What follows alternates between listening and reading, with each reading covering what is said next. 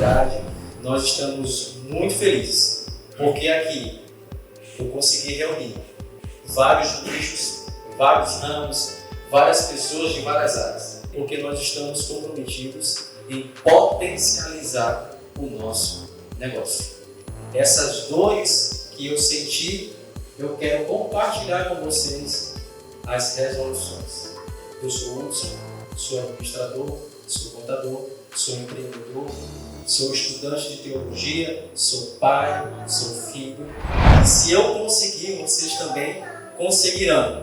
E eu não vendo fórmula, eu não vendo um método, eu apresento estratégias para que nós cresçamos. Os pequenos negócios têm maior taxa de mortalidade. E diz mais que 80% das micro e pequenas empresas, elas estão desaparecendo quando completam um ano. Quem já tem mais de um ano de empresa diz consegui. Quem tem menos, conseguirei. Assim nós iremos avançar. Mas diz mais que 1/3 dessas empresas, elas fecham com menos de 2 anos. As estatísticas pioram cada vez mais.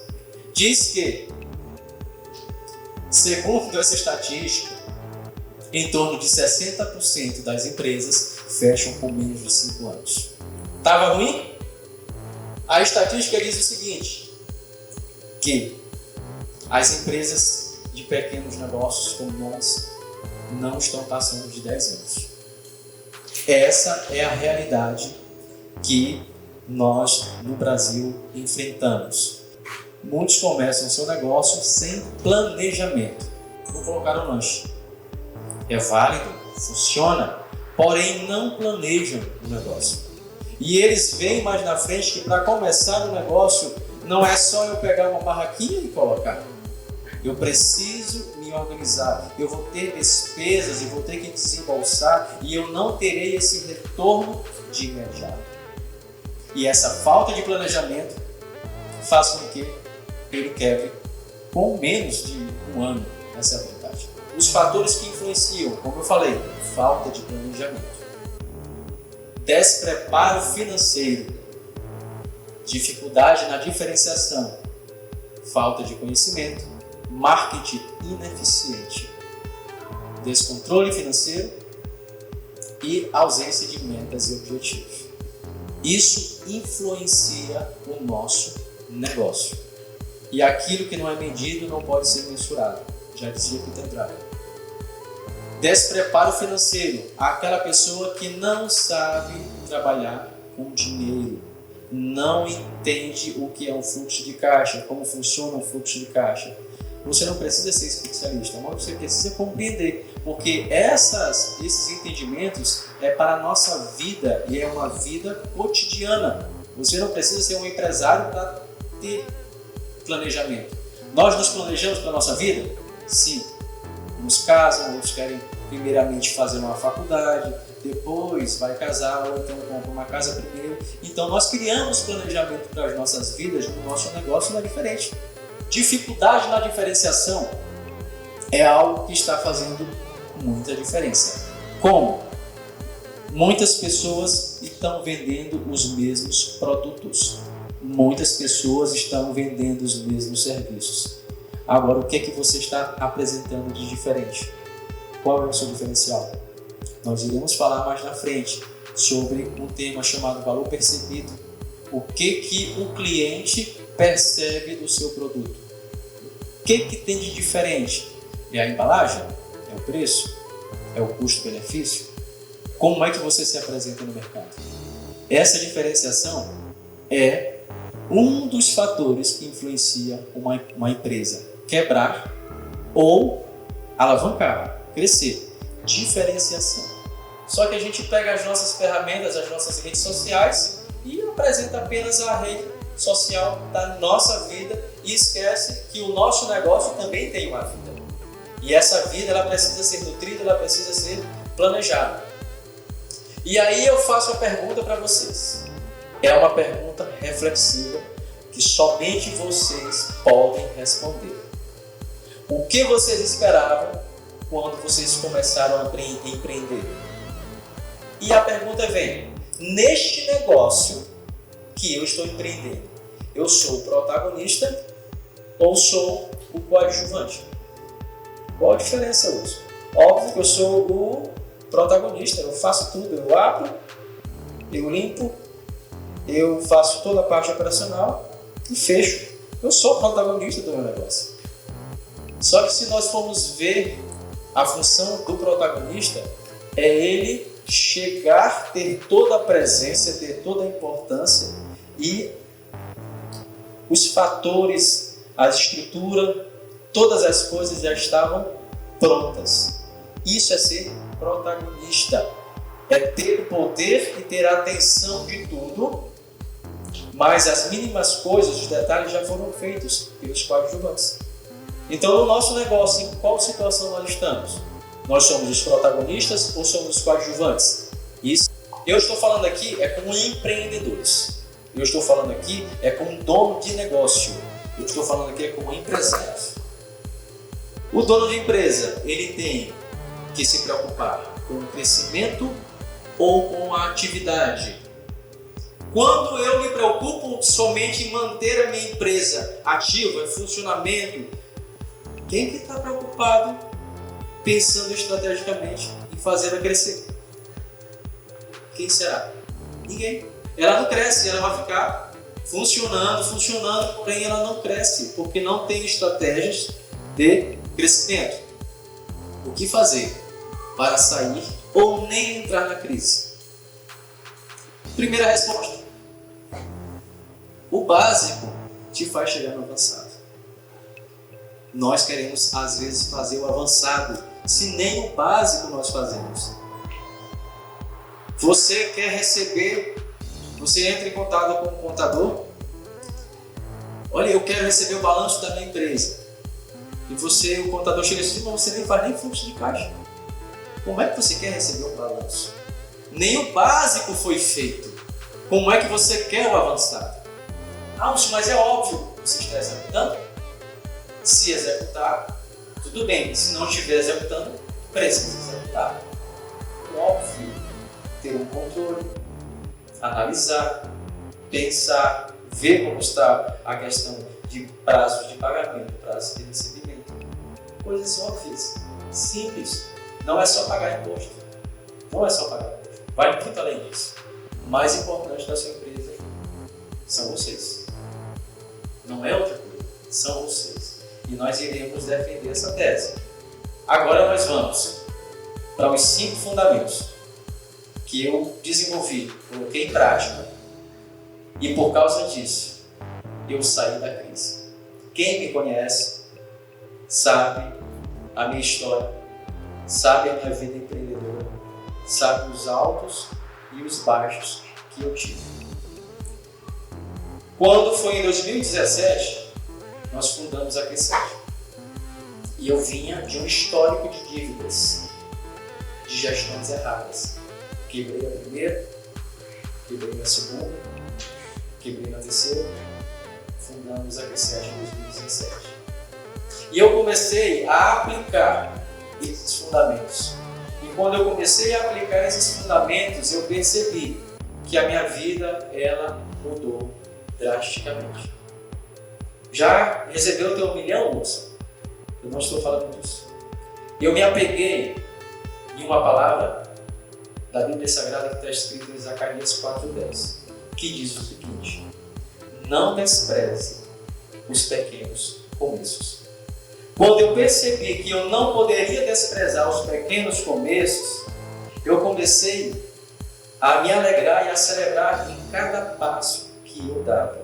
Então a primeira coisa que eu identifiquei que uma empresa precisa, um negócio precisa ter, é crença.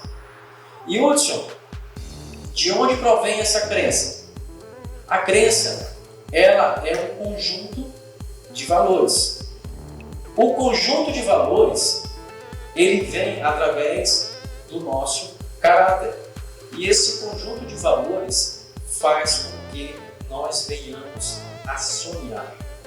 E esse sonho, ele é fundamentado nos nossos valores. O sonho ele é montado através de valores.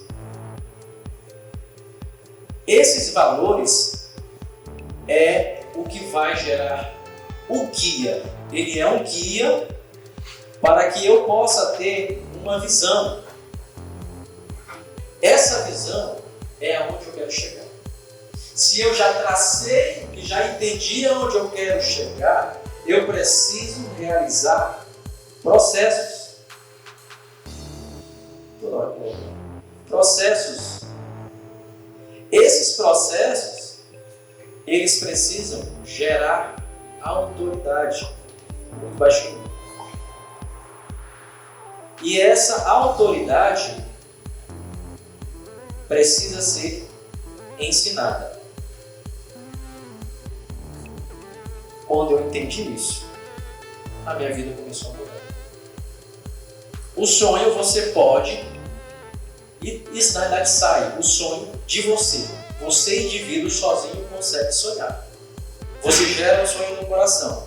Mas para que esse sonho se transforme em realidade, você vai precisar de outras pessoas.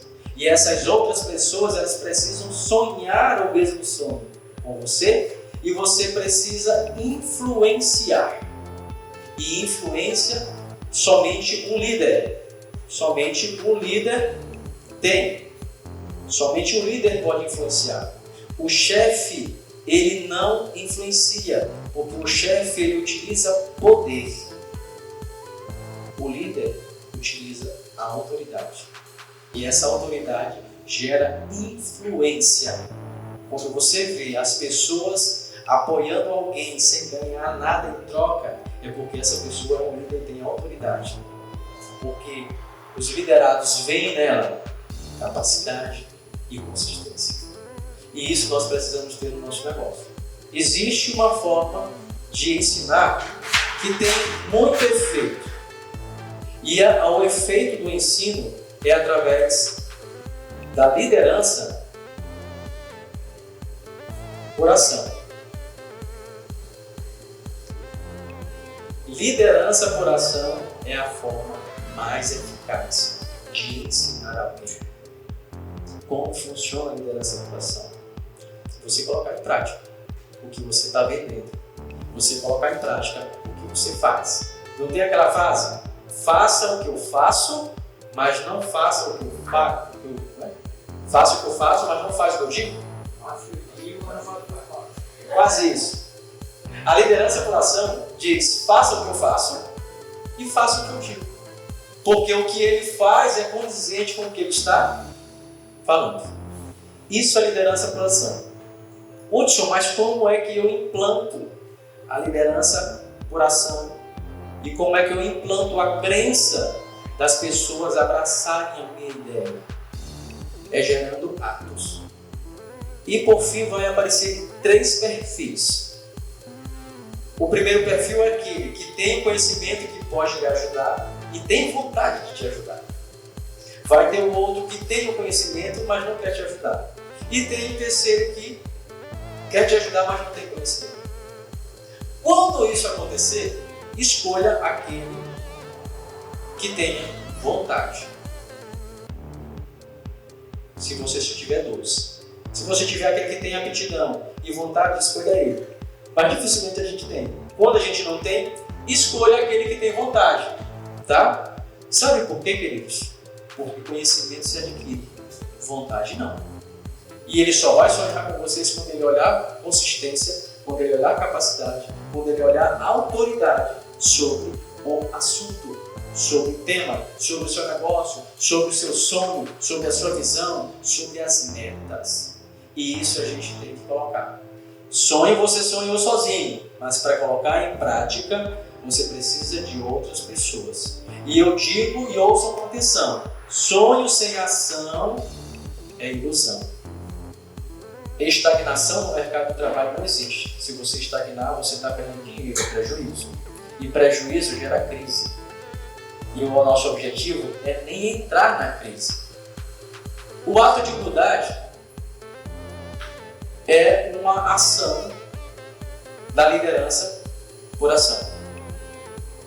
Tem um estudo, tá? Esse estudo diz que todos os CEOs nos Estados Unidos que utilizam este ato têm os seus liderados engajados.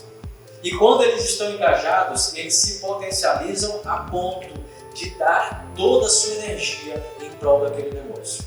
Elas geram sentimentos, porque nós estamos trabalhando com pessoas, não com máquinas. Quando o líder, e você entenda bem, quando eu falo líder, aquele que está numa posição superior e tem pessoas abaixo dele. Quando este líder, ele age com o ato de humildade, ele apresenta pelo menos essas três características. A primeira é, ele reconhece, ele sabe que é um líder. Os liderados sabem que ele é um líder e está superior, mas ele reconhece que ele não sabe tudo, que ele tem conhecimento limitado. Quando ele deixa transparecer isso, gera um sentimento no seu liderado. Gerou um sentimento de igualdade. A partir do momento que este líder gera um sentimento de igualdade, encadeia outros sentimentos, outras características. E outra é a empatia. Porque se eu digo, não só digo, quando eu falo, eu digo ação, tá? Quando eu tenho ação e digo que eu preciso ainda aprender muito, e eu começo a apresentar para você que eu tenho intenção de aprender com o meu liderado, gera outro sentimento. Um sentimento de competência. O liderado se sente competente e capaz. Nossa, ele quer aprender comigo. Esses sentimentos vêm por causa da ação de ato de humildade. E por fim, corroborando tudo, vem um reconhecimento. É uma cadeia. Eu reconheço que eu preciso aprender. Eu quero aprender com o meu liderado.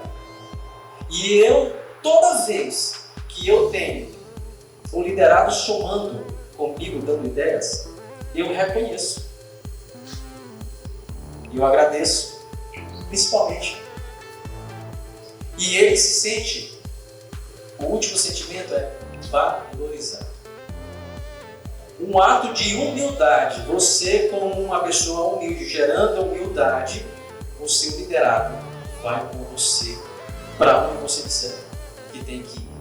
E mesmo que o seu concorrente lhe ofereça para o seu liderado a mesma função com um salário maior ele não sai, porque ele diz, aqui eu me sinto valorizado, aqui eu sou capaz, aqui eles me reconhecem, aqui eu me sinto igual com todos, mesmo eles estando com os níveis superiores maiores do que eu, de cargo e de escala.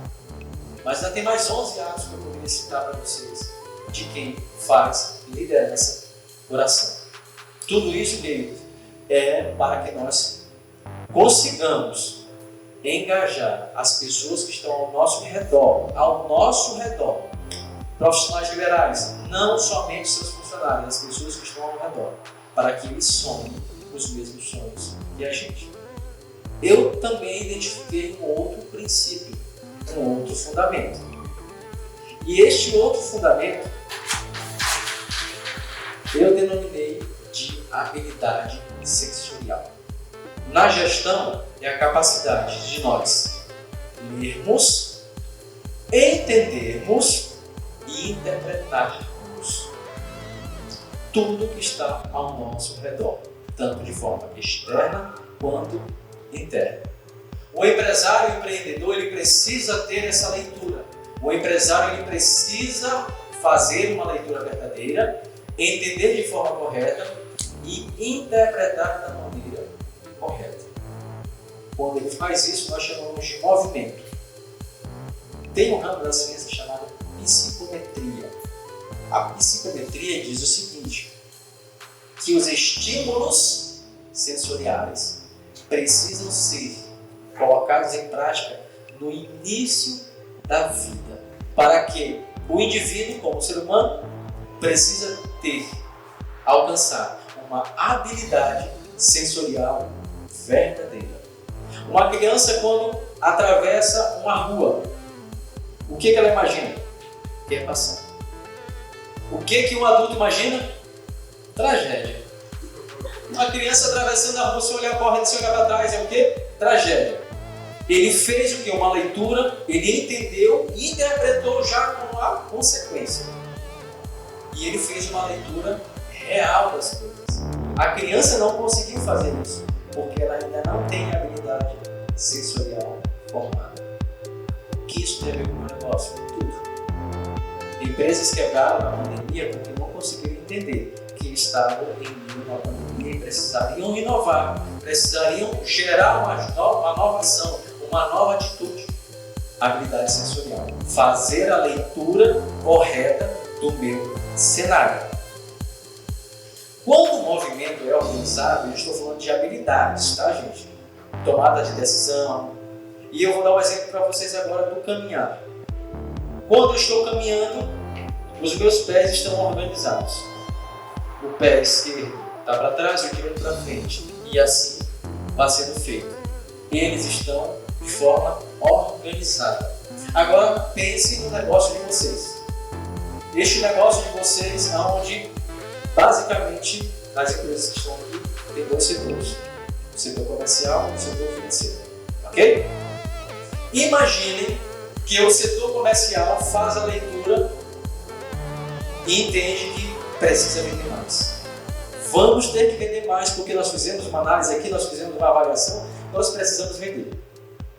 Um setor olhou isso. O outro setor, que é o financeiro, viu que disse: nosso negócio não está fácil, nós precisamos buscar estratégias para diminuir custos.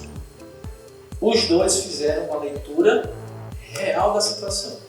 Conseguiram ler, entender e estavam entrando num passo de interpretação, que é a movimentação, que é a tomada de decisão. E eles começaram a tomar a decisão.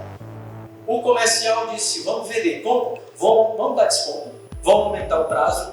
Já o financeiro disse: nós temos que tomar uma atitude. O que nós vamos fazer? Vamos reduzir gastos. Vamos cortar todos os descontos. Não vamos aumentar o prazo de pagamento. Vamos reduzir, porque senão nós vamos ter prejuízo. Cada um teve um entendimento real da situação e tomaram decisões individuais, mesmo que foram organizadas. O que acontece? Acontece uma convulsão, onde o financeiro fez uma coisa e o comercial fez outra, e é na mesma empresa. Isso acontece muito. Por isso que a leitura, que eu chamo de movimento, que é essa leitura, entendimento e interpretação, ela tem que ser organizada, porém também tem que ser integrada, porque todas as outras áreas elas precisam estar unidas. E o que isso acontece? Qual é a consequência de eu realizar? Primeira consequência, eu potencializo. Aristóteles disse o seguinte, que o todo, o somatório do todo, sempre é maior que as partes. Quando eu gero a integração, eu potencializo. Segundo, eu comunico. E essa comunicação não tem nada a ver com relacionamento. O relacionamento é a terceira. Tá? O relacionamento. Esse relacionamento vem da união, da potencialização com a comunicação. Comunicar é você passar informação. Relacionar-se é você estar interagindo e preocupado com a consequência das suas ações no outro setor. É você tomar uma decisão pensando qual será a consequência no outro setor. E isso nós temos que fazer. Nós temos que realizar a leitura verdadeira de forma organizada e integrada. E aí acontece essa mágica aqui de potencializar.